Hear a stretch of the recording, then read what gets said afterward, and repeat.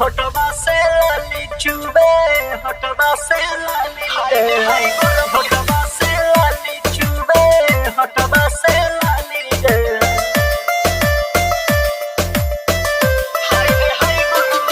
गोरी गलबा तोहर पारल जी बिस्कुट एगो चुम्मा लेवे के तानी दे देना ग छूट। गोरी गलबा तोहर पारल जी बिस्कुट एगो चुम्मा लेवे के तानी दे देना ग छूट। तोरे सूटी हरियर लाने दे दे गिलियर, तोरा देखे के लगो है बड़ा गरमी।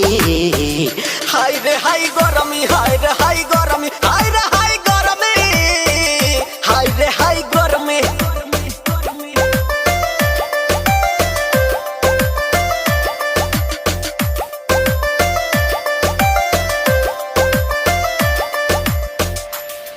पूरा रूपवा सजल झल झल झल के, होठवा से गलाली बड़ी जोर छलके। पूरा रूपवा सजल झल झल झल के, होठवा से गलाली बड़ी जोर छलके। काहे करो ही गुमान कितना के ले बेजान, चुबे टप से पसीना बड़ा नरमी। हाय रे हाय गरमी, हाय रे हाय गरमी, हाय रे हाय गरमी, हाय रे हाय गरमी।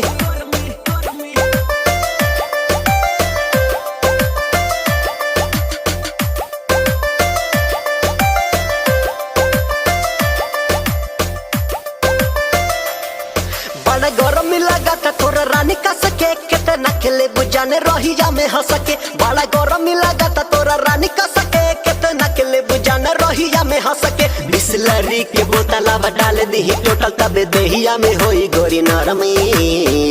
हाय रे हाय गरमी, हाय रे हाय गरमी, हाय रे हाय